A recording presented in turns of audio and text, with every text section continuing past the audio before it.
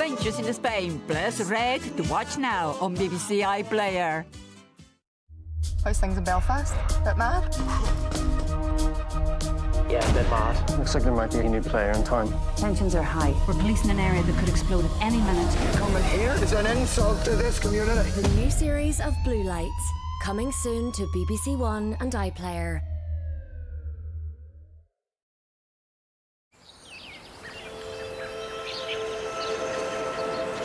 The lunchtime news now on BBC One with Luxmy Gopal. Today at 1, energy prices fall to their lowest level for 2 years. The lower energy price cap means the average bill drops by more than £200 a year.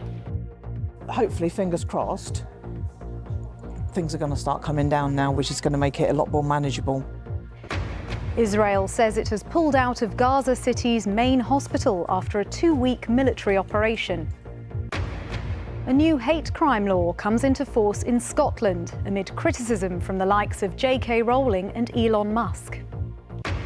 And welcome to Teddy Bear Hospital, a new scheme in Bristol to help children find trips to the doctor a little less scary.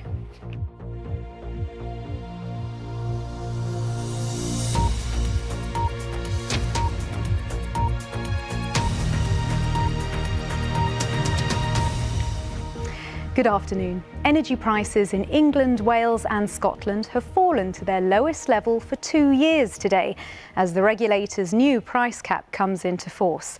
A household using a typical amount of energy will pay £1,690 a year. That's a saving of more than £200. The cap sets the maximum amount suppliers can charge for each unit of gas and electricity, but not the total bill. So if you use more, you'll pay more. Here's our cost of living correspondent, Kevin Peachy. Spring has arrived in the gardens of this East Kent community centre, promising warmer months ahead. I love the daffodils. But locals are still feeling the chilling impact winter bills had on their finances and lifestyle. It's been quite a harsh winter, and I haven't been able to afford to have the central heating on. So it's been rather challenging, and so I've been using hot water bottles. I invested in a battery-operated vest. Inside the centre we find Kaz, who's found ways to stay warm too. Wrap up in a blanket or one of those big snoods that you get now, and big fluffy slippers. And how paying the bills has been a juggling act. Some months you rob Peter to pay Paul, and that's just the way it is. And as long as you let people know that you're struggling, but I'm not the only person who's struggling. There's thousands and thousands. Quite a few of my friends are struggling as well, you know, so. But hopefully, fingers crossed, things are going to start coming down now, which is going to make it a lot more manageable with everything. Manageable because today the cost of each unit of gas and electricity in the home has come down. Energy prices are now at their lowest level for 2 years, but at the same time some government support is being wound down and other bills, water, council tax, phone and broadband are on the way up. Financial pressures aren't over, they just look a bit different. That will pay for itself on the energy saving. That's why this former mining community is part of a project sharing good habits to save energy and money. If you use more energy, you pay more. So Sarah, who leads the discussion, says simple tips are best, even at this time of year. 3 tips would be: 1, your hot water setting. If it's too hot to wash your hands with, your boiler's too high.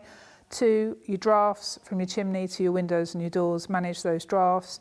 And 3, your showers. You need to stick to a 4 minutes. Find a 4-minute song, less Bohemian Rhapsody in the shower. And again, that's £70 a year just on water and energy that you could save. One water charity has even compiled a 4-minute song playlist, keeping people here and around the country to time and their finances on song. Kevin Peachy, BBC News. Well, joining me now is our money and work reporter, Peter Ruddick. So, Peter, it's the 1st of April and a lot of changes are coming in for families and businesses today. Yes, and the government keen to say that overall the changes are positive. So ministers talking today about a nearly £4,000 boost to certain households. Now that figure essentially combines today's lower price cap, so a fall in typical energy bills, and also an increase and extension to the minimum wage. The issue for the government is that also this month, water bills in England, Wales and Scotland are going up. We know local authorities are planning to charge more in council tax. And of course, phone and broadband firms, well, they're putting their costs up too, even for customers who are in the middle of a contract. Similarly for businesses, so we have a boost to some small firms today because of changes in the way they pay certain taxes. But many companies say, look, that just won't offset the higher staffing costs we've got. Now, as ever, there are financial winners and losers. Everyone's individual circumstances will, of course, be different. The issue is, it's not just about question about the financial reality. This is also about the perception. Calculations aside, do people feel that this financial year is going to be more positive than the last? Peter, thank you. And you can get full details of all the changes happening this week on the BBC News website, where you can find information and help on how to deal with the cost of living. Turning to the Middle East now, after 2 weeks of heavy bombardment, Israel says it has completed its military operation in and around Gaza's biggest hospital, and all troops have left the area. During the operation at Al-Shifa Hospital here in northern Gaza, the IDF says it killed several militant commanders and insisted it was preventing harm to civilians. Hamas officials say dozens of bodies have been found at the complex. Our Middle East correspondent Yolande Nell reports. Left in ruins. This was once the beating heart of Gaza's healthcare system. But Israel says that it had become a terrorist base. 2 weeks ago, its troops returned to Al-Shifa Hospital for a second time, launching a surprise attack. They say they shot dead 200 Palestinian gunmen and arrested top Hamas figures without harming civilians. Palestinians say many innocents were hurt and killed. There are so many bodies here. We've been getting them out ever since this morning. It's shocking. We've never seen anything like it. The fierce fighting entered Al-Shifa's wards and razed homes nearby. Israel's military sees this as one of its most successful operations of the war so far, dealing the enemy a major blow. But critics say it's also a worrying sign of the ability of Hamas to regroup in areas that Israel previously conquered, and it shows the need for a convincing post-war strategy. Questions over how this war is being waged are now bringing Israelis back onto the streets. After the deadly 7th of October attacks, months of mass anti-government demonstrations abruptly stopped in a show of national unity. Now, Israel's political divisions are back on full display. Police turning skunk water on people blocking this main road. Protesters accuse the Prime Minister of putting his own political survival before a deal to bring home the hostages held by Hamas. He denies it. The calls for elections now, in the middle of the war, just before the victory, will paralyze Israel for at least 6 months. 8 months, in my estimation. They will paralyze the negotiations for the release of our hostages. They will bring the war to an end before the completion of its objectives. And the first to bless it will be Hamas. And that says everything.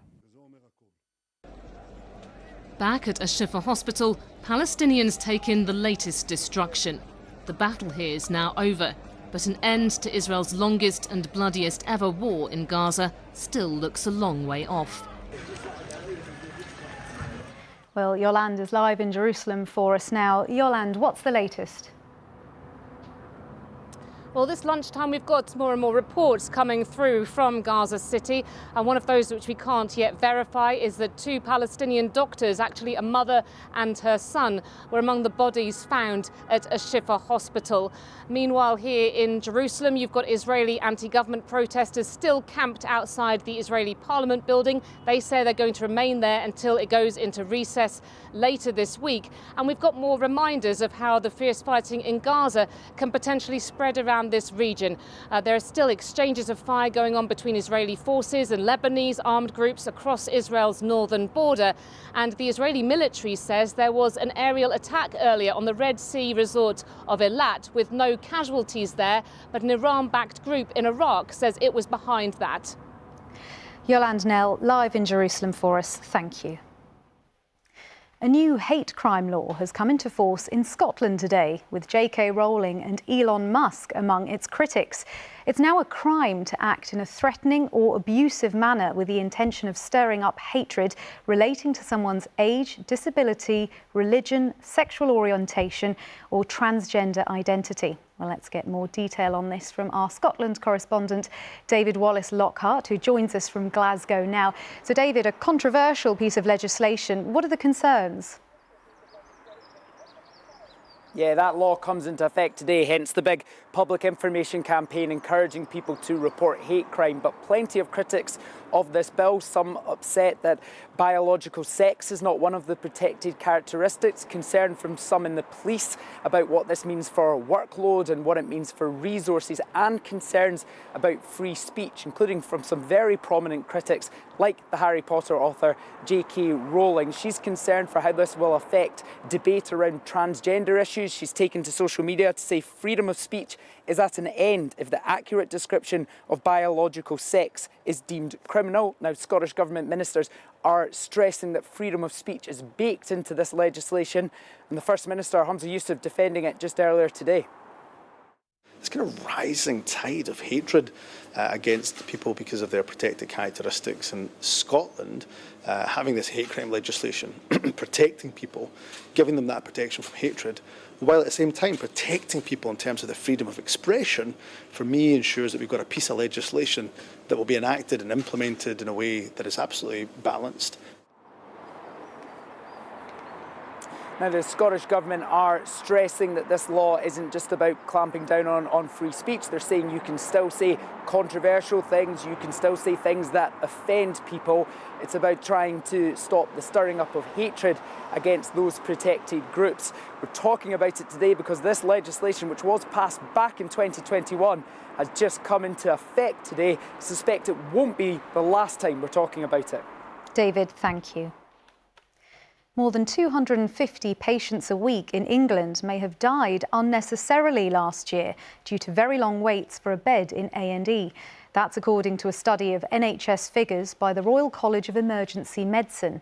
The Department of Health and Social Care said it's making progress in reducing waiting times, including adding an extra 5,000 permanent staffed beds this winter to increase capacity. Ministers are facing a potential revolt from Conservative MPs over plans to criminalise rough sleeping. Some Tory MPs are expected to rebel against plans in the Criminal Justice Bill, which would allow the police to fine or move on nuisance rough sleepers. Well, our political correspondent Georgia Roberts is here. Georgia, what more do we know? Well, around 10 Conservative MPs have so far signed this amendment to this very wide-ranging bill introduced by the former Home Secretary Suella Braverman, who said she wanted to give the police more powers that they needed to tackle crime. And because in this bill there are powers that give police in England and Wales the power to potentially fine or jail rough sleepers who are deemed a nuisance. But there's lots of concern amongst Conservative MPs and opposition MPs too that this could really be quite punitive in practice, and it could, for example, mean that those who are sleeping rough because they have nowhere else to go see themselves punished. And a large amount of Conservative MPs, in particular in the centre of the party, are prepared to vote against this bill if they don't see those changes stripped from the bill, and that will potentially hamper its passage through Parliament and embarrass the Prime Minister. So this is yet another party management problem potentially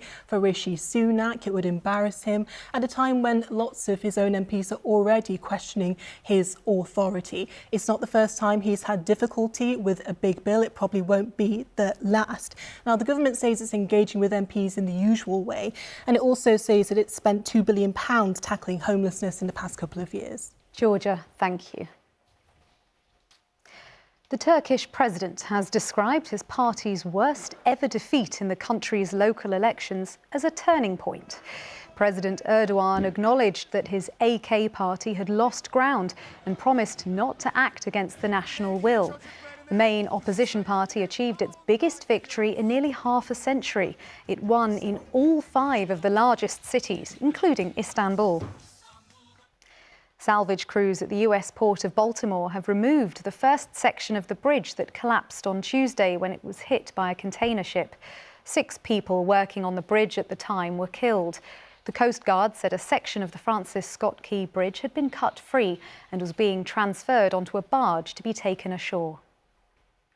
A charity that supports people affected by mental illness has said antidepressants shouldn't be handed out to children simply because there's nothing else to offer. The warning from the charity SANE comes after government data showed 450,000 antidepressant prescriptions are issued to children in England each year. Guidelines from the National Institute for Health and Care Excellence say they should only be given in the most severe cases. Germany has legalised cannabis as the government tries to tackle the black market trade in the drug. Germans over the age of 18 can now grow marijuana plants at home and carry the drug for personal use. The new law remains contentious because of health concerns and questions over whether it will help reduce or increase the illicit trade. Drug laws in the UK mean being caught in possession of cannabis carries a minimum fine of £90. From Berlin, Jessica Parker reports.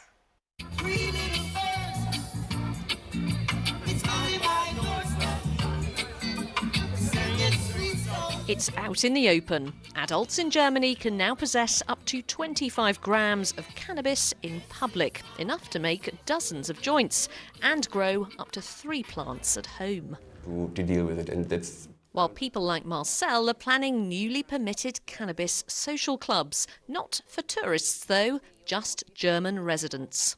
Every gram from cannabis, which goes from the Cannabis Social Club, is 1 gram that's not on the black market. What do you say to people who say, look, cannabis is addictive and it is harmful, especially to young people?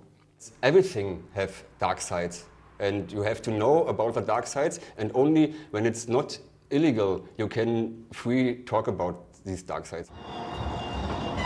But these cannabis clubs in cities like Dresden won't pop up overnight and come with their own rules, exacerbating fears that demand will quickly outstrip legal supply. We assume that the black market will be strengthened, particularly at the beginning in the chaos phase, when demand will be great because of the signal this law sends. The black market and criminal networks will adapt, and they will also infiltrate the social clubs. Into the highly secure halls of a medical cannabis grower, who are also seeing some deregulation. Cannabis will not be a narcotic anymore in Germany. It will be just as any other pharmaceutical product, which makes it much more easier for patients to get it from a doctor and to get it from the pharmacy. They keep this room at around 23 degrees, but it's also really quite humid. Now, there are 650-ish plants in this room, and they are almost ready to be harvested. And the psychoactive substance is... The benefits of medical cannabis are debated, while the relaxation around recreational use has been contentious. This is an argument in Germany that likely hasn't yet reached full maturity. Jessica Parker, BBC News in Dresden. Now, a trip to the doctors is something that can be a bit frightening for some children, or for any of us really. Medical students from Bristol University have been helping primary school pupils by teaching first aid using teddy bears. The children also learnt some potentially life-saving skills, including how to apply a bandage. Our reporter Harriet Robinson has been to one of the classes.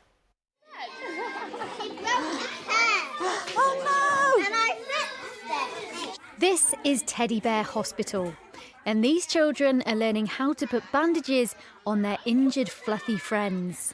We're having a lot of fun. All the kids were so excited about it. They were so engaged. We had so much fun. We learned loads of stuff. It was really, really good.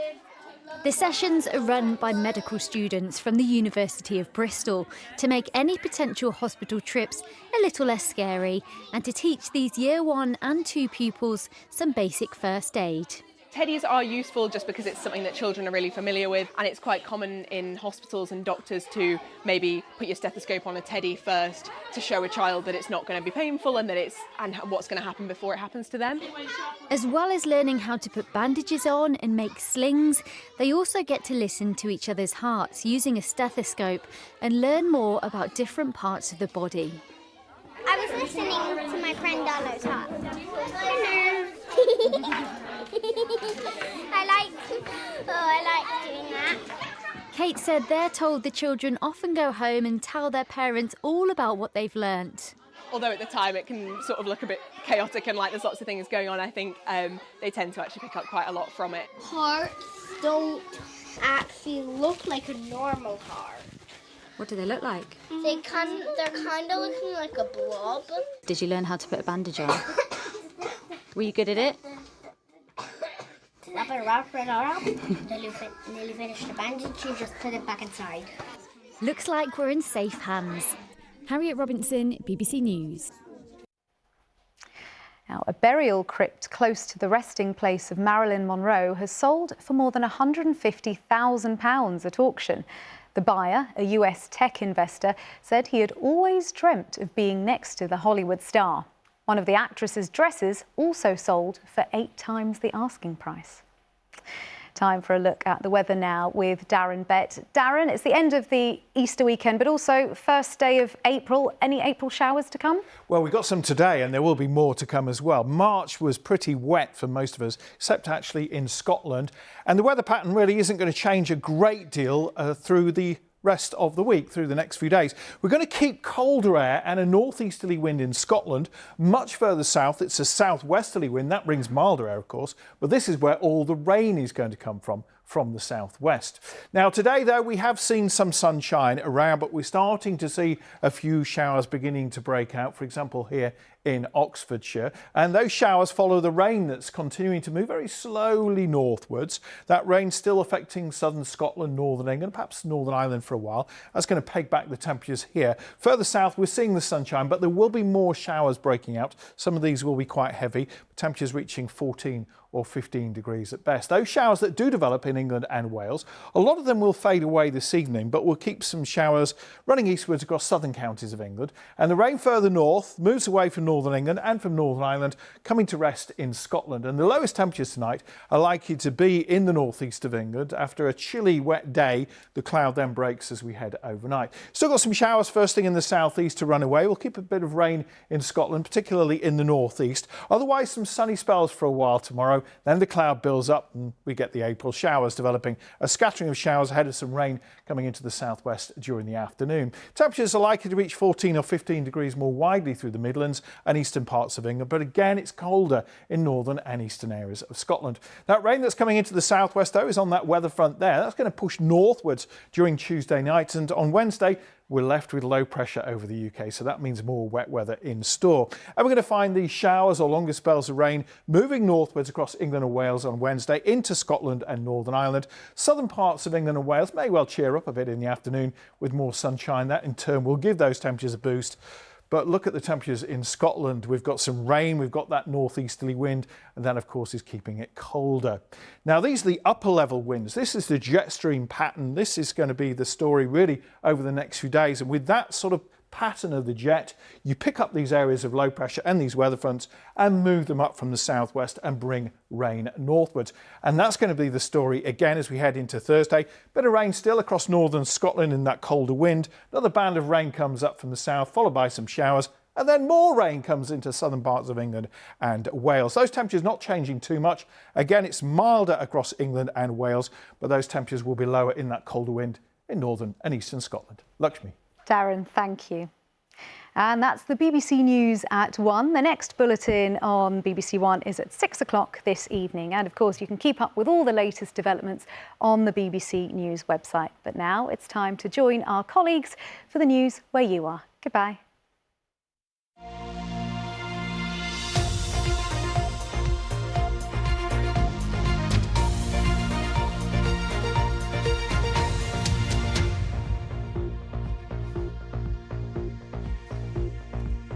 Good afternoon from BBC London, I'm Angie George. First, plans for a fan zone near Embankment Tube for the Champions League final have been criticised by local businesses and residents.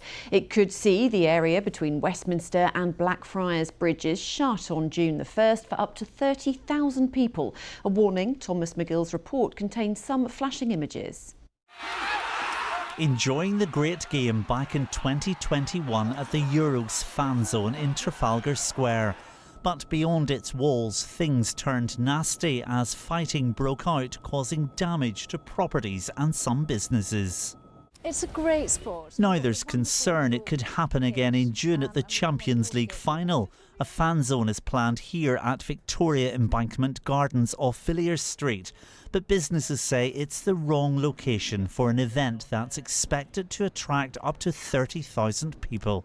There's going to be live entertainment and music and broadcasting throughout the day until the match has finished late into the evening. It's always busy here. It's the second busiest street for footfall in London after Oxford Street. You know, if something does happen, and things do happen, how do we get emergency services down here? How do we get through the vast numbers of people? Well, we've spoken to other businesses and even residents living in the area, many of whom were unaware of the plans. But those who did know what was going on say they have concerns. I live just up this street, and this will be the area where fans congregate to join the queuing system. Martin is one of them and lives nearby on Craven Street and says it's unacceptable residents weren't consulted. He has major concerns about the potential disruption. It's the violence, it's the scale of it, and it's the concern also that no event of this type has ever been held on the embankment. So the trial run is this, and I think that's very unwise. And the GLA has given us no information at all about how the crowds will be controlled, how they will be managed and kept to areas which are safe, and how the fans themselves will be kept safe. A decision is due shortly. Until then, the GLA and Westminster City Council both didn't want to comment on this ongoing application. Thomas McGill, BBC London.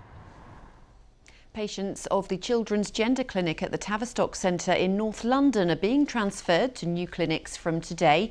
Around 5,000 children and young people are on the waiting list for referral to the new clinics. One is at Great Ormond Street Hospital. Concerns have been raised about whether the new service is ready. An Arsenal midfielder is in a stable condition after collapsing during the Women's League Cup final. Frida Marnham collapsed during the second half stoppage time against Chelsea on Sunday. The 24-year-old had treatment on the pitch but didn't need to go to hospital. A £1.5 billion redevelopment plan for Liverpool Street Station has had more than 2,000 objections. Westminster Council, Historic England and members of the public have objected to the plans, some calling them ugly. It would include the partial demolition of the Victorian station. Developers say it would help London maintain its status as a world-class city. A British-Iranian man who was imprisoned in Iran is to run the London Marathon for the second time. Anousheh Ashuri from South London was jailed on spying charges. While incarcerated, he vowed to run the marathon if and when he was released. My name is Anousheh Ashuri. I am nearly 70 years old. I was taken hostage in Iran, where I spent 4 years and 7 months in incarceration. I went to visit my mother, who was recovering from a knee operation. One day when I was taking my suitcase to have its zipper repaired in the local market, when I reached the bottom of the hill, a car pulled over with 4 men in it. They made sure that I am Anousheh Ashuri, and they manhandled me inside the car. And shortly after, I was blindfolded, and my ordeal started from there. There were a floodlight which was on 24 hours over my head, sounds of people begging and crying and whimpering from the other cells, together with the intensity of the interrogations. I reached a point where, and they were actually threatening to harm my family members. So I reached a point that I decided not to be. Luckily, I survived, but it was as bad as that. One day I managed to run for 2 hours non-stop, and when I went back to our hall, This friend was actually holding this book in his hand, which was the book by Haruki Murakami, what I talk about when I talk about running, and that inspired me to one day, when I am released, if I could actually run the London Marathon. This is the uniform that you have to wear when you are being taken to the Revolutionary Court. I managed to smuggle it somehow and managed to bring it to Britain, and I ran in this in the first London Marathon in 2022. There were two charity organizations that helped us very much. One was Amnesty International, I ran for them the first time, and then Hostage International, who helped my family members while I was in prison, and afterwards when I was released. They provided a psychiatrist, and I've been going through trauma therapy up until now, actually. Yeah. Running is a key factor for mental health, which I actually suggest anybody who can, actually, they do it. I didn't know I could actually cross the finish line, and it happened. I mean, this is a good memory that I have for the rest of my life. OK, time for a look at the weather now. Here's Sarah. Afternoon to you. April has started on a sunnier note than we saw yesterday to close out March, but there are some showers now being sparked off by the sunshine. Having said that, yesterday ended up being a fairly cloudy day. Temperatures peaked at 12 degrees. We'll get a couple of degrees higher today with the sunshine and that later sunset. Overnight tonight, there are still a few showers around across the capital and especially out towards the southeast, and some cloud too. It means our temperatures really won't fall away, typically mid to high single figures to start tomorrow morning. And there will be some sunshine through tomorrow, especially in the first part of the day. That'll spark off further showers, and then it turns cloudier through the afternoon tomorrow with some rain approaching for the evening. Temperatures again low to mid-teens, but after that it is pretty unsettled for the coming days, a bit warmer next weekend. Well, that's all from us this lunchtime. Don't forget, though, we'll be back later on tonight at 6:20. Until then, though, do have a lovely afternoon. Bye-bye for now.